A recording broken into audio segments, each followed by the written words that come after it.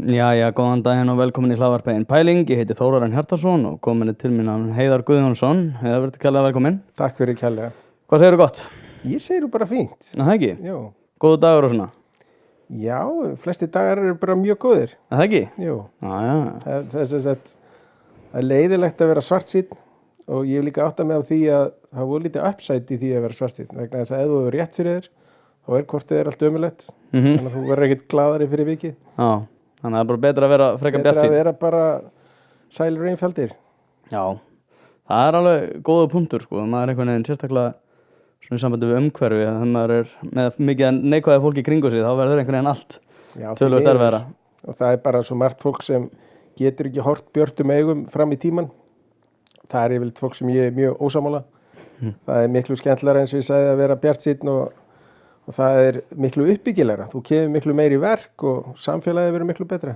Já, akkurat. Hefur alltaf verið svona? Alltaf verið bjartsýnn? Já, ég held það. Ég hef alltaf haft trú á því að heimurinn sé að batna og mannkyninu farnist vel þó að ýmislegt komi upp á. Mér finnst yfirleitt þeir sem er að spá fyrir dómsdag, það er svona fólk sem er ofsatrúar. Það er annarkvort ofsalega trúað á kristni eða Múhameð eða einhverja svona endastöð þar sem allt er gert upp. Þetta er ekki enga trú að þá loksins verða þeir hins Guð útvalda þjóð, en hjá marxistum að þá er það þannig að sem er ákveðin tegund af trúarbrögðum að dómsdagurinn er bara þegar kapitalismin fer fram úr sjálfum sér. Já, akkurat. Heldur hann muni koma? Nei. Akkurat. Herðu, mér langar að byrja sko, ég undirbjóð þetta viðtal aðeins með því að hlusta hérna Chess After Dark. Já. Það sem er sko, ég tek vanalega ekki sko viðtöl við fólk þau. Nei. Mér finnst það ekki skemmtilegt að tala manneskjur. Ég er sammála því. Þannig að ég sko, vil aðeins tala myndir og þú talar það og talar að við ættum að taka upp alþjóðlega mynd og verður ekki hrifin af krónunni. Hvað eru, svo við byrjum bara þar, hvað eru alþjóðlega myndir? Það eru myndir sem ganga kaupum og sölum allan heim. Það sem þú getur farið inn í banka, hvar sem er og skipt myntinni. Og það er myndi eins og dollar, evra, pund, svissnesku franki, japanskt jen. Það eru alþjóðlega myndir. Og það er náttúrulega skiptikostnaður svo lágur af því að þú getur allstað að skipta þessu, það er virkur markaður. Það þýðir að fjármálamarkaðurinn í kringum svona myndir er miklu dýpri. Þannig að vextir eru miklu lægri, aðgengi að fjármagni miklu meira. Þannig að það er raun að vera stöðugri og betri myndir. Já, frekar fyndið. Ég var með þess að sko í morgun að breyta $1,500 yfir í krónur gennum PayPal. Og ég fæ gengið í dag er held ég 138 og sko ég fekk á genginu 132. Þannig ég hringdi í Landsbankann og spurði ég vil ekki tapa þessum 4-5%. Akkurat. Þú veist, af hverju get ég ekki skipt yfir í myndir hjá ykkur? Einmitt. Og þau bara, sko við leifum alveg en PayPal bara vill ekki sjá krónur. Þannig að þau voru ekki tilbúin til þess að skipta þessu yfir í krónur. En svo ertu með eins og Revolut. Þú getur verið með greiðslukort og reikninga þar. Það eru raun að vera fyrrverandi gjaldeyrismiðlarar frá Credit Suisse í Bretlandi sem stofna það. Og þar ferða að skipta bara á miðgengi. Þannig að þú hefði fengið að skipta á 136. Já. Seðlabankinn sýnir yfirleitt svona gengiskráningu sem er kannski með 1% mörkum og svo eru bankarnir að fara 3% og greiðslukortafyrirtækin oft 4%. En þarna ferur bara miðgengi, þannig að nota til að mynda Revolut-kort í útlöndum þú ert að ferðast eða borga erlenda greiðslur með fjárhæðu upp að 5.000 eurum, þá borgar engan skiptikostnað. Ok. Þá ættum maður náttúrulega bara að kíkja það strax. Þú er að gera það. Já, heyrðu, en sko íslenska krónan. Þú ert ekki dólar hrifin af henni. Af hverju er það? Ég er bara ekki hrifin af litlum myndum. Nei. Og það er bara eins og vera hrifin af einhverjum bílaframleiðanda sem framleiðir 1 bíl á ári eða bílaframleiðanda sem framleiðir 10 milljónir bíla. Fá varahluti, halda bílnum gangandi, komunum í verð annar staðar. Þetta er bara tvennt ólíkt. Og það er svo gríðarleg stærðarhagkvæmni í þessu að það þjónar engum tilgangi að vera með litlar sjálfstæðar myndir. Nei. Hvað þú veist, ef við segjum svo að myndum skipta út krónunni, í hvaða gjaldmiðil ættum við að fara? Í grunninn vil ég bara gjaldmiðlafrelsi. Þannig að ég myndi vilja að einstaklingur sem myndi endilega vilja nota krónu eða Vesturbæjardalinn eða Herjólfsdalinn eða hvað svo sem KR-myntina eða Vestmannaeyjamyntina, að viðkomandi mætti gera það og hann myndi bara bera kostnaðinn af því sjálfur. Hins vegar það þannig að ef maður ætlar að búa til algjört gjaldmiðla frelsi og segja við alla hér, núna bara má borga skattana í alþjóðlegum myntum, í dollar, evru, pundum, einhverju slíku, þá yrðu þeir sem eru með minna fjármálalæsi, þeir yrðu undir.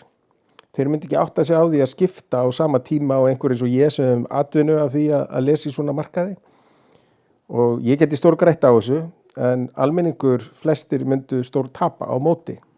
Og ástæðan svo að ég hef verið að tala fyrir því að taka upp einhliða aðra mynt, að ákveða endalegt skiptigengi á krónunni og leggja hana síðan niður á sama verði fyrir alla. Og þannig að þetta í rauninu svona jöfnur í stað þess að væri hægt að vera einhverjum kúrekamennsku. Já, og þá fengju allir sama verð á sama tíma. Ef að fólk vildi síðan eftir það ákveða að gera eitthvað annað, þá bara þeir það. En þarna væri fullkomið jafnræði. Akkurat. Já, þetta frekar áhugavert eins og nefnir og ástæðan fyrir því að ég kynnti þið ekki endilega til leiks. Var þetta það var einmitt mín næsta spurning. Þú ert núna fyrrum forstjóri. Fráfarandi forstjóri. Forstjóri. Ég með 12 mánaða uppsagnarfrest, en ég vonast nú til að þurfu ekki að vinna út allan frestinn og alveg vissum það, þannig að ætli ég ekki 2 mánuði eftir í starfi sem forstjóri Sýnar, Stöð 2 og Vodafone sem sagt. Já, og af hverju ákvaðst að hverfa á braut? Já, það var nú þannig að ég fekk svona long COVID og veiktist og fekk blóðtappa og annað þvíumlíkt og bara ekki með 100% orku lengur og þarf að hvíla mig. Og það var alveg gott að taka heilsuna fram yfir vinnuna. Þannig að þú ætlar að fara að slaka á í vinnu? Ég ætla að koma mér út úr öllu stressi í einhver tíma og gera lítið og sjá hvort það líka minn jafni sig ekki bara. Var þetta stressandi starf að vera forstjóri Sýnar? Það alltaf stressandi að vera í fararbroddi einhvers staðar og það stressandi að fara í gegnum heimsfaraldur. Ég var nýtekið við þegar hann brestur á. Það var mikið sem þurfti að gera, mikla breytingar sem þurfti að framkvæma. Það stressandi að segja upp fólki. Við neytumst til að fækka starfsmönnum hátt í 25%, 150 manns. Það ekki skemmtilegt. Þannig að það svona ýmislegt sem maður hefur þurft að gera, en allt í því með það göfuga markmiða leiðarljósi að gera það sem eftir stendur lífvænlegra, sjálfbært og auðvitað fyrir alla starfsmenn bara skemmtilegri vinnustað þar sem fólk hefur trú á framtíðinni og verkefnum dagsins og verkefnum morgundagsins. Já, ég búinn að vera svolítið spenntur til að fá þig út af því að ég hef verið svona, ég ætla bara að segja, fan í svolítið tíma út af því að þú hefur náttúrulega verið mjög umsvifamikill í atvinnulífinu og hefur verið svolítið, þú ert með gott forspárgildi markaði og fleira þess að Já, það bara sýnir sig og það var, ég hafði samband við þig meðan þú varst forstjóri Sýnar áður en að það kom til að þú værir eins og þú segir fráfarandi og með bara svona fjölmiðla á Íslandi í dag, hefur áhyggjur af því að núna mjög dýrt að reka fjölmiðl og þetta miklu meira samkeppnis umhverfi heldur en að var áður. Þetta ekki bara svona bæjarblaðið eitthvað þess að þetta bara svolítið svona hardcore kapitalist kerfi. Hefur áhyggjur af því hvað þetta að verða svona samkeppnismikið og sérstaklega þá með tilliti til Íslands þar sem mjög lítill markaður? Já, en mér finnst reyndar þú ert að reka fjölmiðil. Nú það þannig að það búið að stofna eitthvað sérstakt fjölmiðla eftirlit hérna á Íslandi, fjölmiðla nefnd sem setur hlaðvörp sem fjölmiðla sem ég finnst alveg ævintýralega vitlaust. Það fáránlegt. En hvað það? Að þá það samt þannig að tilkostnaður þess að opna útvarpsstöð í dag sem nær til allra. Að opna hver munurinn á hljóðbók, hver munurinn á hlaðvarpi, hver munurinn á útvarpsþætti. Þetta rennur svolítið saman. Við erum komnið með svona ígildi fjölmiðla sem hægt að stofna með mjög litlum tilkostnaði.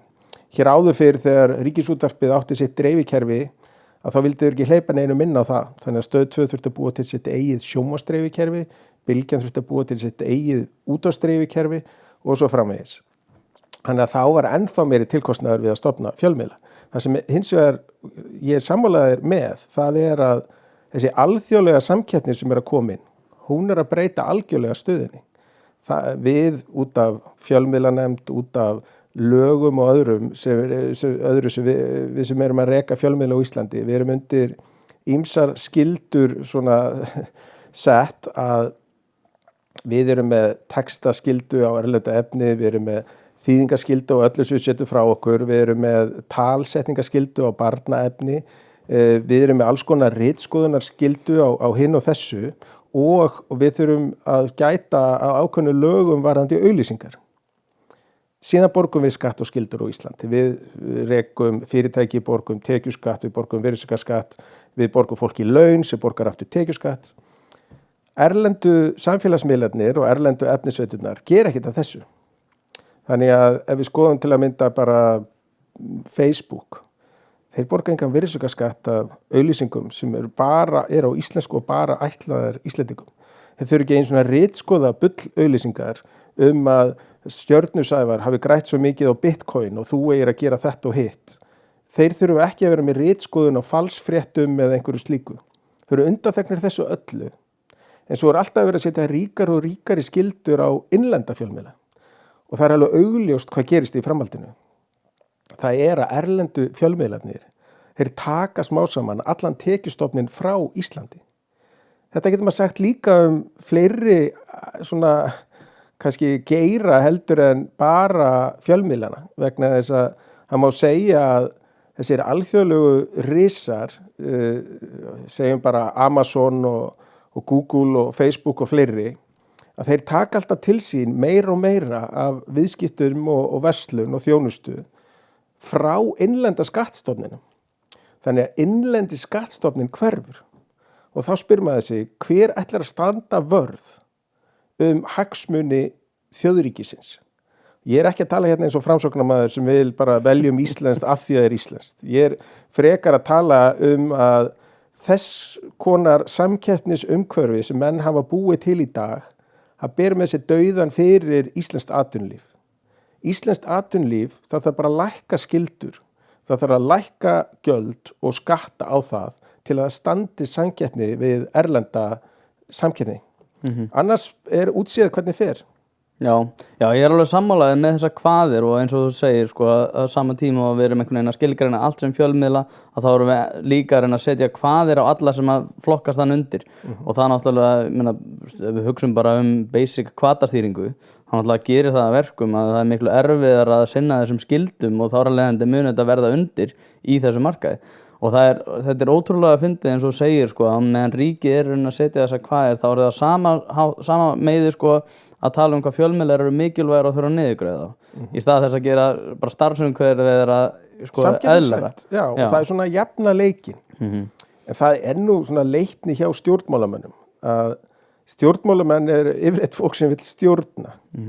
Svona dónalegt dæmi það að barnanýðingur, hann fer ekki að vinna á elliheimili. Hann sækir frekar í barnaheimili.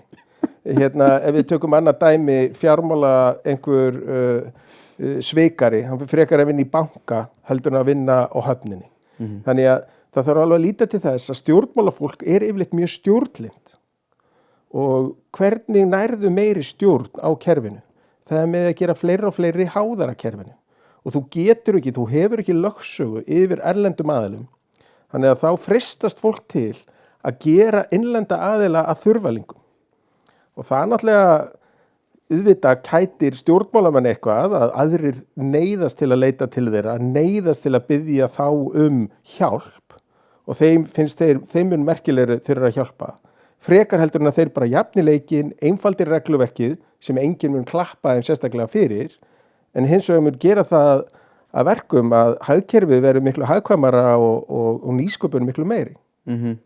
Þetta er hérna Thomas Sowell sem er einn af mínum svona uppáhaldshagfræðingum hefur, og þetta verður greinilega svona frjálshyggju bergmálshellir hérna núna, en hérna sko hann einmitt talar það að þú veist Franklin D. Roosevelt þegar hann kemur með New Deal hafi rauninni verið sko verra fyrir hagkerfið í heildina þegar heildina litið heldur en öll þessi kerfi sem hann setti í laggirnar, en út af því að velmegun tók við á eftirstríðsárunum sem var svolítið svona óumflýjanlegt að þá var litið til New Deal sem eitthvað svona bjargakerfi. Ég ætla svona ekki að fara í það að meta það hvort að það sé 100% rétt eða ekki en þetta eins og þú segir sko, núna hef ég fengið mjög mikið af stjórnmálamönnum hérna og ég tók sérstaklega eftir sko fyrir borgarstjórnarkosningar.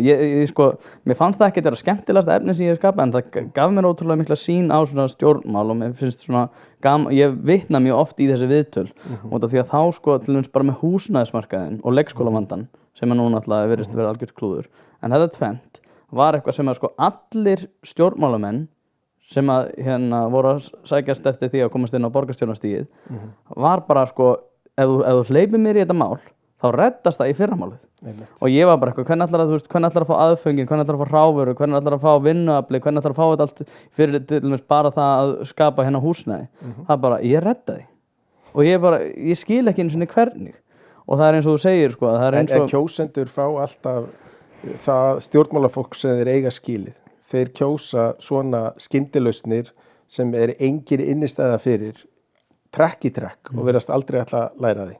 Það var manstu eftir, það var hérna maður sem heitir Guðmundur, hann var fyrir held ég besta Reykjavík held ég man ekki alveg nákvæmlega það var hérna allavega, hann sagði sko það var ótrúlega áhugavert, það komist ekki inn en hann sagði sko í hérna svona kappræðum sem voru þarna hann bara, hvað ætlaði að redda, hvað ætlaði að fá all aðfengin í þetta hvað það að tala og þá hefur hann einmitt verið held ég sko hjá byggingafulltrúa Reykjavíkur og þá þekkir hann bara þetta mál en hann fekk ekki hljómgrunn því að það hljóma bara eins og sitt leiðilegur sko. En eins og Samtök atvinnulífsins þau hafa nú bent á það að til þess að laga hér húsnæðismarkaðinn og koma ferðaþjónustunni á fullt skrið þá vanti 5.000 manns inn á vinnumarkaðinn og þetta oft vinnufólk sem kemur og svo kemur fjölskyldan seinna þannig að við ætlum að redda skorti upp á segjum í dag 8.000 íbúðir með því að flytja inn 5.000 manns í viðbót þá komið skortur upp á 13.000 íbúðir eða ef við notum svona einfaldun að þetta vindur alltaf upp á sig þannig að svona skammtíma lausnir þær munu aldrei virka það þarf að vera með sko lengri tíma stefnu helst í áratug eða áratugi og horfa til þess að Ísland með ævintýralega góða framtíðamöguleika þannig að það alveg ljóst að lífskjör hér verða betri heldur en víðast hvar annars staðar ef að menn klúðir ekki algjörlega sínum málum. Allar ytri aðstæður bjóða upp á það og þá getur maður horft til þess að það eru miklu meiri líkur eftir 50 ár að veri 1 milljón manns hérna 1 milljón heldur en 400.000 eða 500.000 og þá þarf að taka ákvarðanir í dag miðað við þá framtíðarsýn og svona þetta 4 ára kjörtímabil sem að horfa 4 ár fram í tíman og menn svona reyna að passa sig að gera rosa mikið fyrstu 2-3 árin og svo síðasta árið þá eru þau bara að undirbúa sig fyrir næstu kosningar að þetta bara tæpur tími til þess að koma einhverju í verk. Við getum séð atvinnulífið það sem verið að byggja hérna álver sem borgar sig upp á 15 árum. Hvalfjarðargöng, svo eru fjármögnum mest af bandarísku tryggingafélagi, John Hancock, borgaði sig upp, var talið á þeim tíma á 25 árum. Þetta eru framkvæmdir sem einkaaðilar taka á sig og bara ganga vel. Þannig að einkaaðilar geta gert þrátt fyrir það sem margir verið að ímynda sér að einkaaðilar horfa alltaf til skamms tíma. Þeir hafa efnaði að horfa til miklu lengri tíma heldur en einhver stjórnmálamaður. Já, ég einmitt sko, mér eru svona hvatastýringar og afleitar afleiðingar mjög huglægar í sambandi við sérstaklega eins og húsnæðismarkaðinn. Bara þú veist, ef þú tekur ákvörðun þá hefur það í rauninni gríðarleg áhrif út af við. Og þess vegna langar mér svona að vita sérstaklega með tilliti til þess, svona afleitar afleiðinga og hvatastýringa, hvaða ytri áhrif eru þetta sem voru að tala sem að við erum svona, já, í blóði borin greinilega. Já, við sjáum til dæmis að Energy Institute EEA eða EEA ég man ekki hvort skammstöðunin á við en þeir svona orkustofnun eða eftirlit alþjóðlegt sem hefur enga lögsögum eitt að meta orkuþörf til framtíðar og við getum líka séð skýrslur frá BP sem einhver getur sagt að væri svona biased eða hlutdrægt af því að það orkufyrirtæki fyrst og fremst í olíu og gasi að þeir segja að til 2050 þá muni orku eftirspurn heimsins þrátt fyrir alla tæknibreytingar sem gera tækin sem við erum að nota, ljósin, allt hagkvæmara, þá muni orku eftirspurn aukast helming, muni aukast 50% til 2050. Eftirspurn eftir prótíni, orku handa fólki, í formi fisks, í formi svínakjöts, í formi sojapróteins og svo framvegis. Það mun tvöfaldast. Og þegar við horfum á Ísland, hvað höfum við? Við framleiðum svona 28 sinnum meira af prótíni heldur en við getum í okkur látið. Og við framleiðum 20 sinnum meira af orku heldur en við getum nota hér á innanlandsmarkaði. Og við getum aukið þetta hvorttveggja. Þegar maður horfir á þessar ytri aðstæður, það vantar hreinlega aukið magn af orku fyrir fólk, aukið magn af orku fyrir tæki og vélar, þá stöndum við rosa vel. Svo bætist það við sem ég skrifaði bókum 2013 tækifærin á norðurslóðum, að Ísland var alltaf þjónustumiðstöð hér í fyrri tíð og núna með auknum umsvifum á Svalbarða, auknum umsvifum í skipaflutningum í kringum okkur, flugflutningum og alls konar gagnaflutningum líka, að þá Ísland algjör miðpunktur á Atlantshafi fyrir slíkt. Já, það mikið verið talað um að svona hugviti sé eitthvað sem er svona okkar besta útflutningsvara, svona náttúrulega ferðamanniðinaðurinn, en þetta eins og þú segir, sko, ég fékk Eld Ólafs til að koma í podcasttíminn og þar voru hann einmitt að ræða þetta, þar sem að sko við erum í rauninni með gríðarleg tækifæri í eins og orkuvinnslu og fleira sem við erum ekki beint að nýta til fulls og það kannski kemur inn í eins og þú talar 2050, ég held að séu mjög fáir stjórnmálamenn að hugsa til ársins 2050. En hvernig myndi þetta líta út? Getum við orðið þá bara einhver svona orku útflutnings bara, risaveldi? Já, við getum, ég vona því að fólki fjölgi til 2050 mjög mikið. Ég held að fólksfjölgun sé góð. Ég held að sérstaklega í samfélagi það sem býr saman 500.000 manns og upp í 1,5 milljón. Það eru bestu borgirnar sem ég hef búið í Stokkólmi, í Zürich, þar sem þú ert með svona grunn, getur maður sagt miðbæ sem er svona 500.000 manns og svo með útkverfum og öðru, þá telur þetta 1 til 2 milljónir. Vegna þess að það viðheldur góðum almenningssamgöngum, góðum flugvelli, góðum vegum, góðum innviðum. Það er nefnilega stærðar hagkvæmni í þessu. Hún er ekki endalaus. Svona risaborg eins og Shanghai með hátt í 30 milljónir, Tokyo með hátt í 40 milljónir. Það eru svolítið farnar að gjalda. Það bæði bitnar á lífsgæðum en bitnar líka á innviðunum. Að viðhalda svona svakalega miklu. Þetta er bara eins og maður horfir á háhýsin í New York. Ég bjó á Manhattan í 4 ár. Að það borgar sig ekki að byggja mikið umfram 50 hæðir. Þá er bara lyfturýmið, rýmið undir lagnir og annað, það er farið að útheimta allt og mikla orku, allt og mikið pláss sem hlutfalla byggingunni. Þannig að það eru svona stærðar hagkvæmismörk. Þó að hagkvæmi í allstaði við á Íslandi, út í einum stóra heimi, þá eru líka takmörk fyrir því að þetta getur ekki gengið endalaust. Og hvað þú veist eins og ég segi, eru við þá bara eitthvað svona stórveldi í því að, eins og með, núna eru einhverjir sem að mislíkar orkupakkin, eins og við erum að fara að gefa orkuna frá okkur og setja það innan EES og þar af leiðandi myndum við ekki hafa neitt svigrúm til þess að nýta okkur þetta? Já, það er náttúrulega ekki satt vegna þess að þessi hræðslu áróður sem Miðflokkurinn var sérstaklega að reka gegn 3. orkupakkanum, sem var í raun og veru dúlbúin andstæða frá Noregi. Þetta var, eins og ég horfa á þetta, bara hugmynd sem kemur frá Noregi, ætla að reyna að nota Ísland til að fella eitthvað sem ákveðnum norskum stjórnmálamönnum og öflum var illa við. Að þetta á ekki einu sinni við í Noregi en þaðan að síður á Íslandi. Við erum ekki með neinar tengingar, við erum svo kallað strandað afl. Við erum ein og sér, við erum eiland. Það með að Noregur út af landlegu við Svíþjóð og svo Rússland og svo þar við hliðin á Finnland getur alltaf farið landleiðina með sína orku og svo í gegnum sæstrengi líka, þeir eru konum með held ég 4 núna og hafa mjög góða reynslu af þeim, að Ísland, ef við lendum í einhverjum háska, þá höfum við engan aðgang að ytra afli, vegna þess að þessi strengir ganga auðvitað og flytja afli í báðar áttir. Og hér í meðalári að þá eru lónin hjá Landsvirkjun, þau eru á yfirfalli svona 14 ára hverjum 15. og það ekkert lítið afl sem fer til spillis. Það 10-15% á hverju ári sem rennur fram hjá lónunum. Þetta 100 megavatta á hverju ári. Væri ekki nær að selja þetta afl til útlanda.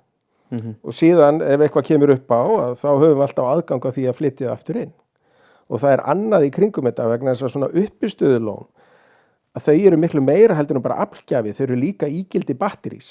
Vegna þess að ef þú rekur vindmyllur með eða fær aðgang á öðru afli sem þú nýtur á öðrum tíma, þá getur þú spara hreinlega orkuna í lónun. Svo nýtur þú hana þegar annað afl þrýtur. Þegar vindurinn blæs ekki, þegar sólin skín ekki, þegar eitthvað kemur fyrir aðra orkugjafa, þá hefur alltaf upp á uppistöðulónin að svona hlaupa.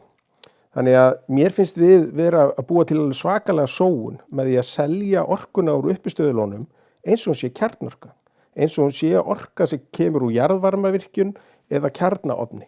Þú slekkur ekki á kjarnaofni. Þú getur minnkað hægt og rólega og að kveiki aftur upp í og tekur mánuði. Já, kæla og... Já, allt þetta. Jarðvarmavirkjun, ef þú slekkur á henni þá bara gusast orkan út. Þú bara slekkur á túrbínu hreyflinum en gufan hættir ekki að streyma. Þú geymir ekki aflið. Á meðan í uppistöðulónum þá geymir aflið. Og við eigum að selja fallvatnsorkuna okkar sem stýranlega orku, ekki sem kjarnorku. Og þetta alveg regin mistök sem Íslendingar að gera og þessi þjóðernisrembingur í kringum þetta sem svona íslensk orka á að fara í íslenska starfsemi og til íslensks almennings. Hvers vegna heldur sama fólkið því ekki fram að allir íslensku fiskur eigi að fara á innanlandsmarkað? Þó við getum ekki torkað hana. Og þeir sem segja þetta með íslensku orkuna, þeir segja við þurfum bara að flytja inn meira af starfsemi til þess að geta nýtt þessa íslensku orku. Jú, en þá með fiskin, eigum við ekki bara að flytja inn meira fólki sem getur borðað alla þennan fisk. Þetta algjör endaleysa. Og það enginn sem að kvarti við því að fiskverð hækki á erlendum mörkuðum. Þannig að við flytjum út 98% af þeim fiski eða 99% af þeim fiski sem við veiðum. Þannig að allir sjá því hendi sér, þó að veri hækkun á einhverju sem 1% hér innanlands, þá njótu við verðhækkunar sem á þessu 99% sem fyrir utan landið. Og sama hátt, ég ætti ekki vonað því að raforkuverð á Íslandi myndi hækka. Að minnst kosti hefði Landsvirkjun það í hendi sér að vera með eitt verð hér á Íslandi og annað verð annars staðar. Segjum sem svo það væri ekki og verði myndi hækka. Þá myndi verð hækka á einhverju sem 5% en þið sem væri 95%, það myndi sem sagt njóta verðhækkunarinnar. Og Landsvirkjun í eigu almennings. Þannig að það alveg ljóst að almenningur myndi njóta góðsæði. Þannig að 95% af því sem almenningur að selja myndi hækka jafn mikið 5% af því sem almenningur að kaupa. Þetta augljóst. En einhvern veginn sér fólk geti ekki. Þannig að við myndum að fá auknar þjóðatekjur inn í... 20.000 meira alltaf. Já. Alltaf 20.000 meira. Já, það hljómar eins og það mikið sens. Herðu, hvernig hafa fjármálamarkaðir breyst síðastliðna 2 áratugi? Hér á Íslandi? Já. Þeir hafa þroskast mikið og það komið svona öflugra skipulag og náttúrulega meiri reynsla. Ég byrja á innlendu fjármálamarkaði 96 og ég man þegar fyrsta hlutabréfið var skráð, mér minnir að það hafi verið 91 og fyrstu viðskiptin átti sér stað 92, árið seinna. Það var ekki mikið að gera á þeim markaði. En fyrirtækin sem eru skráð, upplýsingarnar sem það gefa, rekstur fyrirtækjana, að horfa til þess hverju eru hagsmunir hluthafa, svona balansinn í rekstrinum, þetta allt annað heldur en var. Og þannig að sem sparnaðarform að þá íslensk hlutabréf í dag langt betri kostur heldur við voru fyrir 20 árum síðan. Já. Betra að fjárfesta á Íslandi heldur en erlendis? Í dag, vegna þess að íslensk verðlagning miklu mun lægri heldur en verðlagning annars staðar og svo maður horfir til langs tíma eins og ég hrifinn af að það hagvaxtarhorfur á Íslandi miklu betri heldur en í Evrópu næstu og betri en í Bandaríkjunum næstu 30-40 árin sko. Þekking mikilvægari eða minna mikilvæg heldur en áður? Þegar núna erum við með interneti sem þú getur að googla allar upplýsingar en svo eins og Robert Kiyosaki hefur talað að þekking verði absolút eftir 18 mánuði og þar alveg þetta mikilvægara að hafa meiri þekkingu heldur en var áður. Hvað finnst þér um það? Já, þekking svona, það má segja, lærdómskurvan misbrött og að vera með 80% þekkingu, það tekur þig kannski x langan tíma. En að ná 100% þekkingu tekur þig kannski 10x tíma. Þannig að þeir sem eru með fullkomlunar áráttu enda á því að vita rosalega mikið eitthvað rosalega þröngt. Og þetta eitthvað sem svona sérhæfing sem Íslendingar hafa eiginlega aldrei borið nógu mikla virðingu fyrir. Hér eru allir meira og minna svona almennir sérfræðingar. Það sem ég finnst skemmtilegast að vera lærdómskurfu sem rosalega brött. Af því að síðan fer hún að fletjast út og þú bætir litlu og litlu við því. Þannig að maður skiptir starf á 4 ára fresti og gerir eitthvað nýtt og nýtt fyrstu 2 árin, þá lærir maður alveg svakalega mikið. Næstu 2 þá er maður orðin mjög produktífur og getur gert marga góða hluti, svona til einföldunar, þetta ekki svona í öllu, en bara svona almennt. En að þú skiptir síðan, ert búin að hugsa mikið hlutabréf eða eitthvað, fer síðan á lánasvið, þá á þetta við, og fer síðan í skuldabréf, þá á þetta við, og fer í afleiður, þá á þetta við, og svo framvegis, innan sama bransa. Og þess vegna mjög gaman að festast ekki í svona ákveðinni hillu. Mér finnst þú læra meira af því. Þannig að Íslendingar eru meira svona hundavaðast þekkingar fólk. Já, vegna þess að sko sérþekkingin, við erum svo fá að það bara almennt ekki boðið upp á það að vera sérfróður. Við erum með einstaka fyrirtæki sem eru bara fremst á sínu sviði í heiminum. Séð eins og Decode eða þess vegna tækni fyrirtæki eins og Marel og Össur og þar sem þau hafa náð að búa til grunn með því að vera nógu fjárhagslega sterk til þess að leyfa sér að verða svona sérfróð og sérhæfð. Vegna þess að Ísland hefur alltaf skort fjármagn, að þá hefur mönnum ekki leyfst að sérhæfa sig svona mikið. Erum við hérna sko út af því að enn og aftur, hvatastýring, hérna erum við sko út af því að ég hefði haldið að svona þvert á þessa athugun, þá hefði ég haldið sko að sérþekking væri einmitt mikilvægari út af því hvað við erum fá. Það væri ennþá verðmætar að vera sérfróður út af því að það eru ekki margir sérfróðir í hlutfalli við til dæmis eins og í Bandaríkjunum, þar sem samkeppnismarkaðurinn er ótrúlega mikill og til dæmis bara að sækja vinnu er bara eitthvað allt annað heldur en að sækja vinnu hér. Þannig ég velti fyrir mér, ekki til sérstakt að það sé ekki ennþá meiri svona hvati til þess að vera sérfróður í tilteknu máli og þá er kannski bara möguleiki að þú stendur einn í þeirri þekkingu. Já, þetta er nefnilega svolítið þversagnarkennt vegna þess að við skoðum bara að þú ætlar að vera framúrskarandi skurðlæknir í krabbameini á Íslandi. Já. Hvað koma upp mörg slík tilfelli á hverju ári? Og meðan þú ert í miklu stærra samfélagi, þá færðu miklu meiri upplýsingar og hittum miklu fleiri sjúklinga og þú hefur miklu meiri tækifæri til þess að verða raunverulega sérhæfður. Þannig að íslenski læknar sem starfa hér, sem eru að sérhæfa sig sem hjartalæknir eða meldingalæknir eða geðlæknir eða hvað sem það er, að þeir hafa ekki sömu tækifæri til sérhæfingar og aðrir út í hinum stóra heimi. Þess vegna þurfa þeir að vera með svona aðeins almennari þekkingu. Þeir þurfa að takast á við fleiri vandamál heldur en menn geta leyft sér að bara fókusera á eitthvað ákveðið annar staðar. Það sama við í fyrirtækjarekstri. Hérna er líka almennar leikreglur sem eru allt öðru vísi heldur en eru út í einum stóra heimi. Út af íslensku krónunni þá er meira svona kollsteipur og annað því um líkt. Við erum með svona stjórnvald sem hagar sér með svona minna kannski fyrirsjáanlegum hætti heldur en í stærri ríkjum alþjóðlega. Þannig að þú þarft að vera sem forstjóri, þú þarft að geta tekist á við fleiri verkefni heldur en forstjóri í ennþá stærra fyrirtæki út í heimi.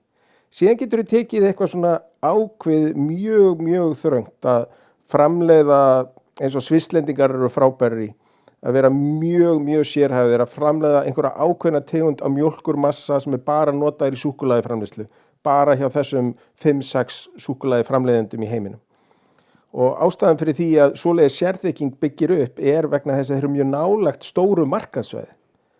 Núna getur maður sagt, ok, nú er komin tæknibreyting, þannig að eins og stafrænar lausnir að forrita eitthvað mjög sérhæft, jú, það geta alveg orðið til á Íslandi.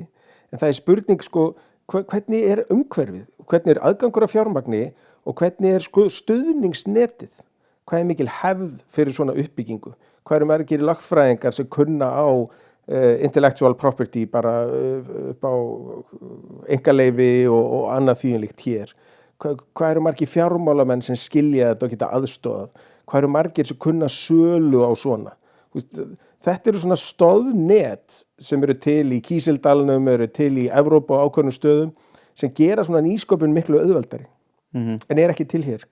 Nei, þetta er mjög áhugavert og ég er búin að snúa með þetta er eiginlega rétt hjá þér Röglóta því að eins og með skurðlækningarnar þá þú veist og líka sko þekking er ekki bara sko mótuð í kringum það að vera í námi, það er náttúrulega líka ef að eins og þú segir, krabbameinsskurðlæknir er að vinna með sjúklinga, kannski 200 sjúklinga yfir 5 ára eða eitthvað og kannski 6 þannig það sem krefst einstaka sérhæðar þekkingar að þá myndi það koma upp á Íslandi, þá ertu með 200 sjúklinga á bakinu í staðinn fyrir 5 sjúklinga á bakinu og þyrfti það að vera sinna einhver öðru líka. En það er ákveðið svona, eins og í sjávarútvegi, þá með því að leyfa samþjöppun fyrirtækja, þá hefur orðið til meiri nýsköpun þar. Að í staði þess að væru eins og því ég var að byrja að vinna á þessum verðbréfamarkaði að það var loðnuvinnslan í Fáskrúðsfirði, hún var skráð á markað og það var hraðfrystuhús Eskifjarðar og hvort ekki að bara stöndug fín fyrirtæki. En þeir stóðu og fjallu með því hvort að það kæmi loðna næsta vetur. Og loðnan kemur virðist vera í einhverju 7 ára sveiflum og stundum bara veiðist ekkert í 1 eða 2 ár. Og þá voru þessi fyrirtæki að vona völ.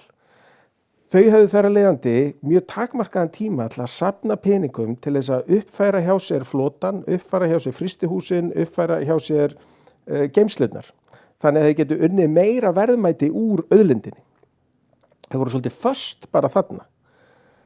Með því að það var leyft að þessi fyrirtæki geti keypt sér bolfiskvóta og áhættu dreift svolítið, fara meira í þorsk og botnfisk og ekki bara í uppsjávarfiski, þá saman verður til nóg fjármagn til þess að þessi fyrirtæki geti leyft sér að vera með miklu öflugri vinnslur sem ekki bara að framleiða dýrafróður, heldur að framleiða mannamatt.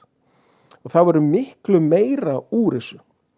Og þannig að þetta er svona dæmi aðganga fjármagni, en svo getur maður séð sko afleitt fyrirtæki sem kom út úr þessu eins og Marel og 3X og Valka og fleira, en maður getur líka séð ef maður skoðar eins og á raforkumarkaði að við höfum verið að byggja, Landsvirkjun Power hefur verið að byggja vatnsaflsvirkjanir á Grænlandi og víðar heim. Við ætluðum að reyna að flytja út jarðvarmavirkjuna þekkingu hérna fyrir hrun í gegnum Geysi Green.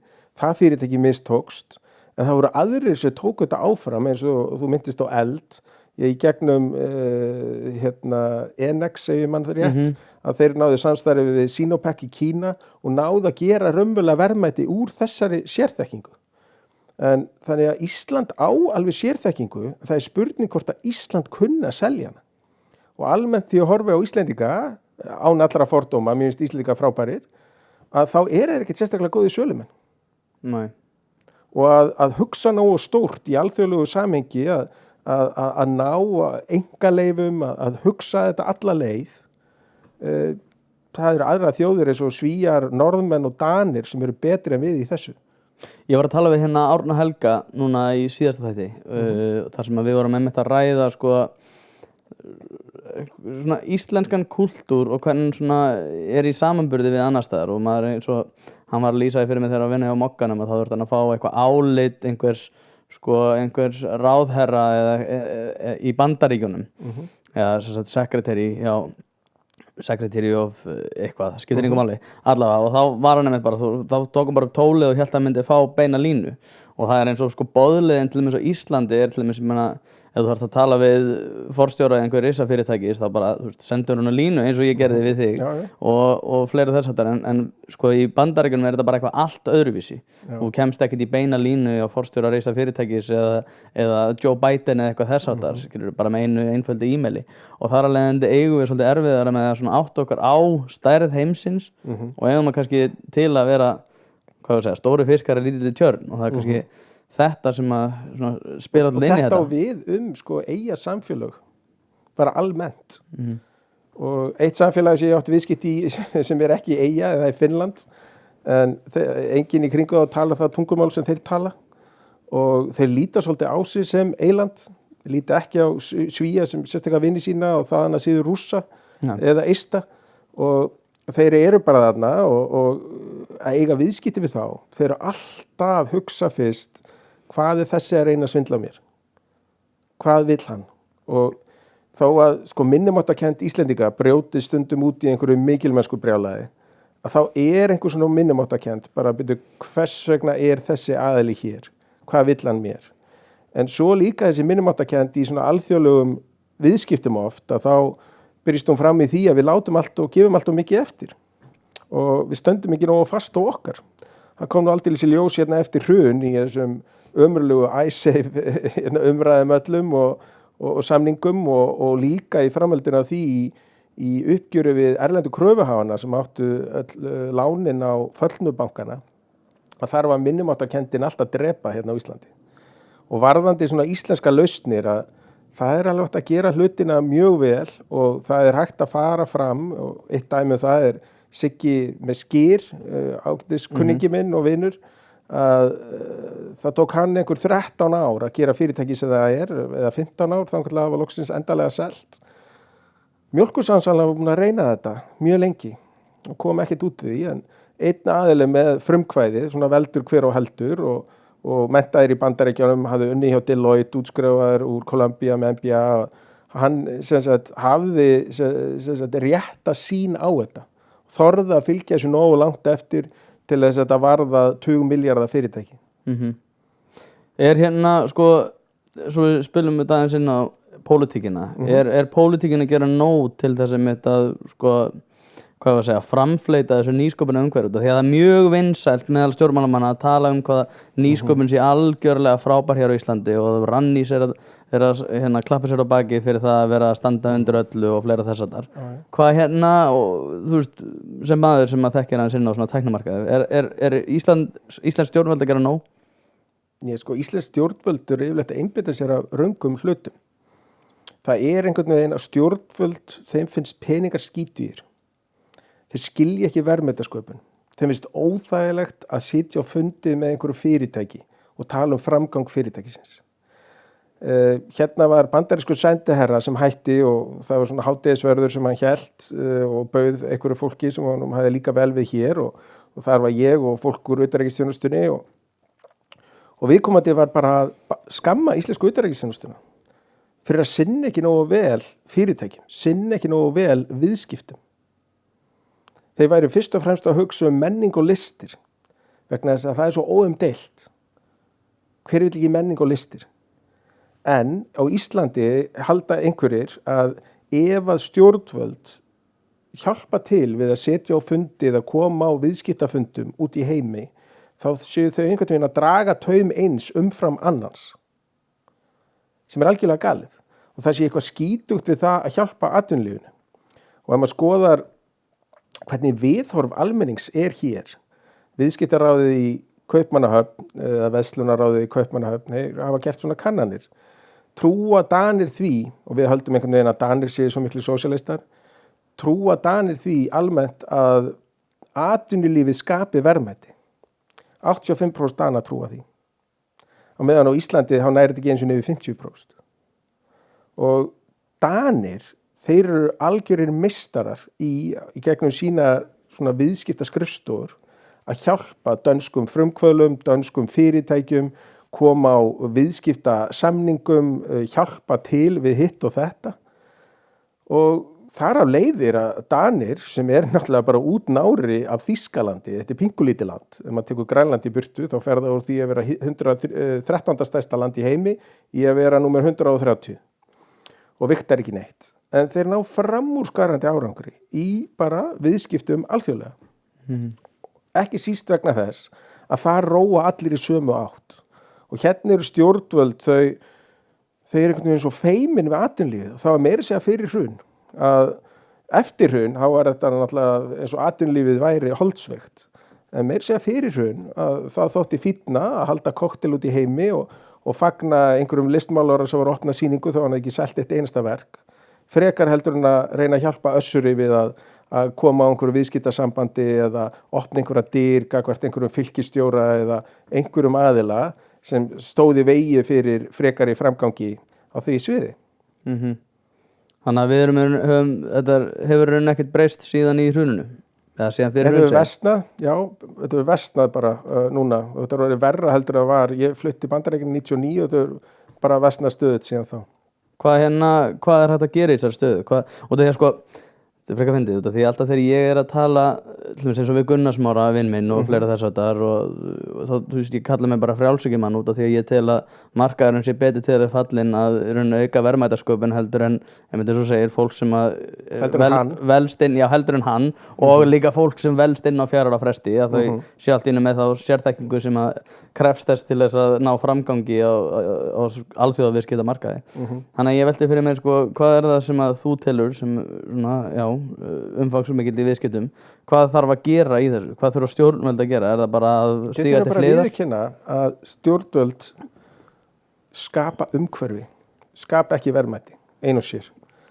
Þau eru ábyrg fyrir því að jafna samkeppnisumhverfið. Hér innanlands, það er óþolandi eða einhver ákveðin fyrirtæki sem hafa umfram réttindi umfram aðra eða réttindi umfram aðra. Það er óþolandi eða einhver erlend fyrirtæki í þeirri stöðu. Það er bara gjörsamlega ósanngjarnt. Þau þurfa að gæta sanngirni. En þau þurfa líka fyrst og fremst að átta sig á því að verðmætasköpun verður til. Allur hagvöxtur verður til. Varanlegur hagvöxtur verður til hjá einkaaðilum. Það voru ýmsir, svo Kristrún Frostadóttir sem er hagfræðingur að kalla eftir því að í upphafi heimsfaraldursins að þá er ríkisstarfsmönnum fjölgað.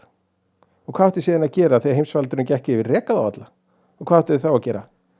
Við vitum það að það er eiginlega ekkert jafn varanlegt eins og eitthvað svona ríkisúrræði, tímabundið ríkisúrræði. Þetta er algjör þvæla og síðan gengur heimsfaraldurinn yfir og þá er Kristrún ennþá að tala um það að þetta hafi átt að vera lausnin frekar en að lækka vexti. Þetta er gjörsamlega galið vegna þess að auka neyslu, svona keynesísk hugmyndafræði, að viðhalda neyslustigi, það er alltaf bara þvæla, það er svo piss í skóinn sinn. Hins vegar að auka fjárfestingu, að auka nýsköpun og nýsköpun verður ekki til án fjármagns, verður ekki til án fjárfestingar. Nýsköpun verður ekki til án þess að einhver neyti sér neyslu í dag til þess að fá meiri neyslu í framtíð. Og þetta er ekki flókin sannindi. Og ég skrifaði einhverja grein í Frjálsa verslun sem birtist líka í Viðskiptablaðinu sem heitir Sykurpúðarnir og fjallarinn einmitt þetta. Hvernig fólk heldur, þetta var á 50 ára afmæli tilraunar sem var gerð í Stanford þar sem hafa settur sykurpúði á borð hjá minnum með 7 ára krökkum og þá sagt við þau ef að sykurpúðin er hérna eftir 5 mínútur þegar klukkan glimur að þá birtist annan. Sem var fylgst með þeim sem tóku þátt í þessari tilraun, hvort þau áttu beint sykurpúðan eða biðu eftir hinum. Það var algjörlega marktækur munur á þeim sem voru tilbúnir að fjárfesta í því að neyta sér neyslu núna til þess að fá meiri neyslu í framtíðinni. Og svona keynesistar eins og Kristrún og fólk í samfylkingunni og vinstra fólk almennt, það skilur þetta ekki. Það skilur ekki, þú þarft að fórna einhverju í dag til að fá eitthvað betra í framtíðinni. Það vill hins vegar setja auknar byrðar á fólk í dag til að fá einhverja atkvæði með því að skuldsetja ríkissjóð, setja fleiri á ríkisjötuna, búa til fleiri ríkisstarfsmenn að gera guðm og þetta hvað. Og svo vita þeir að þessar skuldir verða ekki greiddar af þeim sem fikk að njóta neyslunar í dag, heldur af einhverju framtíðar kynslóðum. Þetta er fólk sem eru fullt af réttlætiskennd. Hvað er réttlæti í þessu? Nú ætla ég út af því að Kristrún er vinkona mín og ætla ég að bregða mér líki hérna. Það er allir vinniðinir. Já, ég er svo vinsæll. Nei, sko, hvað ert þú að segja hérna? Ríkikallinn mættur til þess að verja hagsmuni hinna ríku og vill bara að fólk sem er að berjast í bökkum við að fá eitthvað bara salt í grautinn þurfi núna að hlusta á ríkikallinn segjast alltaf lækka laun út af því að ríkið sé ekki þannig til að skipta sér af hlutunum og hver ert þú að segja það að auðvitað viljum við setja Keynes inn í þetta, við viljum dæla en fjármagni til þess að fólk hafi hvata til þess að raunverulega skapa þau verðmæti sem að þér þykir svo vænt um. Hvernig ætlar að sjá til þess að ef þú ert ekki með keynesíska hugmyndafræði að fólk mæti á staðinn? Þú segir bara já, Hayek myndi redda þessu með því að væri ekki neitt fjármagn en við erum að fjárfesta til framtíðar, fyrir framtíða kynslóðir sem njóta þess að verðmætir séu sköpuð með afskipti ríkisins með auknu fjármagni. Já, þetta er allt og kunnulegur söngur vegna þess að þetta er þannig að þú þarft að fjárfesta í einhverju sem er framleiðið. Það er ekki fjárfesting að neyta einhvers. Að auka útgjöld ríkisins bara til þess að borga einhverjum bætur. Þetta þetta gamla hjá Lao Tse, gefðu manni að borða, þú fæðir hann í 1 dag, kendu honum að veiða og þú fæðir hann alla eilíð. Þannig að það þarf að vera langtíma hugsun í þessu. Og þegar menn að tala og blanda saman sko velferðarkerfi og keynesisma, sko ég alveg með velferðarkerfi, en keynesismi hins vegar, hann gengur út af það að miðstýra öllu. Og þegar Keynes kom fram með sínar hugmyndir, þá var útgjöldin svo opinbera að þjóðarframleiðslu í Bandaríkjunum og í Bretlandi innan við 8%. Keynes sagði að þetta var hart stopp í 20%. Á Íslandi erum við komið langt upp fyrir 40%. Þannig að þeir sem segjast vera Keynesistar, hvers vegna hlustar ekki á Keynes þegar hann sagði að átti að vera hart stopp í 20%. Þá þeir henni sömu, þeir eru bara að nota Keynes, þeir eru bara að nota hans hugmyndir og þegar hann var að tala fyrir auknum ríkisútgjöldum. Hann var samt mjög fær fjármálamaður og hann sagði að það eru takmörk fyrir þessu. Alveg sem ég var að tala hérna í upphafi, það eru takmörk fyrir stærðarhagkvæmni. En fólk þessir viljandi ákveða að gleyma þessum 20% sem var hámarkið og segja bara það er alltaf gott að auka ríkisútgjöld. Þá getum við að horta þess, ég ólst upp í Svíþjóð, ég var að vinna í Svíþjóð síðan hjá viðskiptaráðunni í Gautaborg hérna í kringu 95 og í Svíþjóð hérna 70-80 og þá var svakalega aukning ríkisútgjalda og sænska, það var nú frægt þegar Astrid Lindgren sem er minn uppáhaldsrithöfundur borgaði 105% af launum sínum 1 árið í skatta og skrifaði þá grein í blaðið og fyrsta skipti sem hún skrifaði svona aðsenda grein bara hvert þetta eiginlega komið. Þá vaknaði svolítið sænska þjóðin og svo var að Göran Persson og sósíaldemókratarnir sem voru að reka þetta kerfi í þrot. Sænska bankakerfi fór á hliðina, það er eins og menn ofta halda á Íslandi að íslenska bankakerfi hafi verið eina í sögunni sem hafi farið á hliðina. Sænska bankakerfi fór alveg á hliðina 92-94. Þá neyddust þeir bara til að vinda ofan að þessu. Þeir áttuðu sig á því að það er ákveðin takmark fyrir því hvað ríkisútgjöld geta verið mikil, hvað þáttur eins og opinbera í kerfinu getur verið mikil áður þess að fara að bitna verulega á kerfinu. Og Svíar samt voru þeirri lúxustöðu að eftir stríð þá áttu þeir algjörlega 100% innviði ástu stærstu stálnámu og eiga, járngrýtisnámu sem er notið í að framleiða stál í Evrópu og eiga enn upp í Kiruna og áttu öll þessi iðnfyrirtæki sem hjálpuðu til við að endurbyggja Evrópu. Þannig að þeir svo sannarlega nutu góðsæði af stríðinu og því sem gerðist eftir það sem var uppbygging Evrópu. En gátu því leyft sér dálítið mikið að vera að leika sér með svona sósíalískar hugmyndir sem enda nú bara byrjuð skipbrot. Þetta sama gerist í Kanada. Kanada fór alveg á hliðina hérna 94-5 og það þurfti bara að vinda ofan af ríkisútgjöldunum. Og það er mjög fróðlegt þegar þú ert að tala svona einhverju keynesistar alltaf verja frekar ríkisútgjöld og spera það fyrir sér að það sé einstæð móðir sem sé að borða graut í hvert mál.